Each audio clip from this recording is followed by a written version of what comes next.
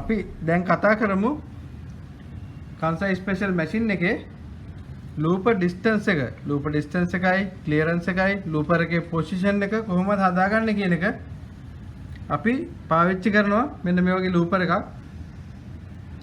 මේ looper එකේ point එක හොඳට තියෙනවා මේක original looper එකක් අනිවාර්යෙන් මේ machine එකේ පාවිච්චි කරද්දී සියලුම looper එකම looper එක වෙන්න ඕන එකම සමාන එකම වර්ගයේ එකම looper එක වෙන්න ඕන නැත්නම් අපි කොච්චර needle parallel හැදුවත් looper distance හැදුවත් වෙනස් වෙන්න පුළුවන් ඒ හින්දා මේ වගේ looper එක අරගත්තා ඒ looper එක අපි හොඳට මේ hole එක ඇතුළට දානවා hole එක ඇතුළට දාලා තද කරගන්නවා තද කරගෙන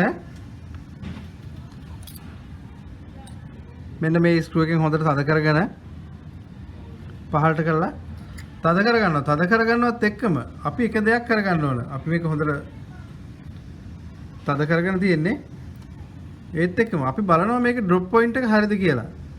මේක high වෙද්දී අනිවාර්යෙන් මෙන්න මේ needle එකේ point එක තියෙන්න ඕන looper එකේ center එකේ. looper එකේ පිටිපස්සේ center එක ගත්තම center එකේ තමයි looper එක needle එක තියෙන්න ඕනේ. ඒ කියන්නේ drop point එක තියෙන්න ඕනේ අනිවාර්යෙන් center එකේ. අන්න ඒ වෙලාවේදී looper එකේ මේ center එකත් එක්ක මෙතනට 0.3 තියෙනවා needle එක මෙතනට එද්දි. අපි බලමු කොහොමද හදාගන්නේ කියලා. මම looper set එක මෙන්න මේ විදිහට ඇදලා ගන්නවා. අරගෙන hand wheel එක අපි පොඩ්ඩක් කරකවලා මෙන්න මේ විදිහට බලා ගන්න පුළුවන්.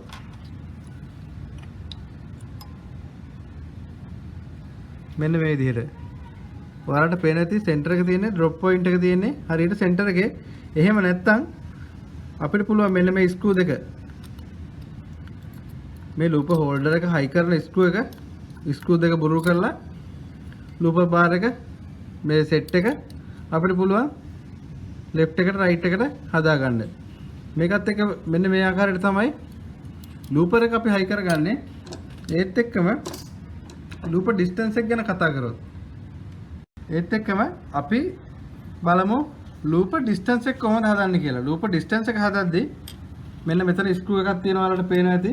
මෙන්න මේ screw එක බුරුල් කරගෙන අපිට පුළුවන් needle bar එක උඩින් පහළට දානවා. needle bar එක උඩින් පහත් කරලා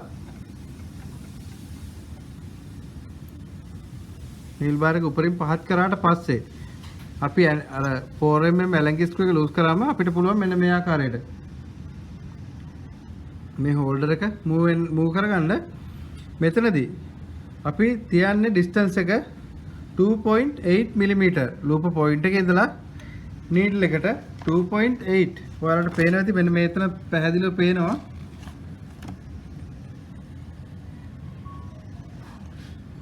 මෙන්න මෙතන පැහැදිලිව පේනවා 2.8 තමයි තියන්න ඕන ලූප් පොයින්ට් එකේ ඉඳලා නීඩල් එකේ සෙන්ටර් එකට.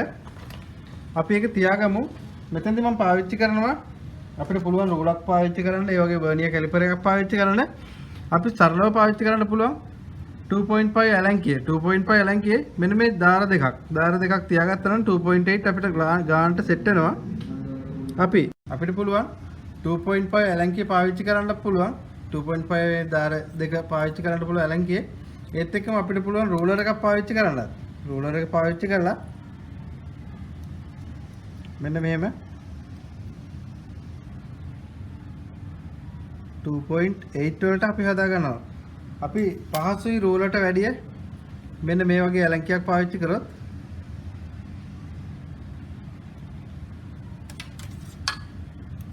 ඔයාලට පේනවා ඇති 2.8 තියාගත්තා. තියාගෙන අපි අර මුලදී බුරුල් කරගත්ත ඇනේ ස්ක්‍රූ එක ටයිට් කරගන්නවා. මෙන්න මේ විදිහට තමයි ලූපර් එකේ ඩිස්ටන්ස් එක අපි හදාගන්නේ.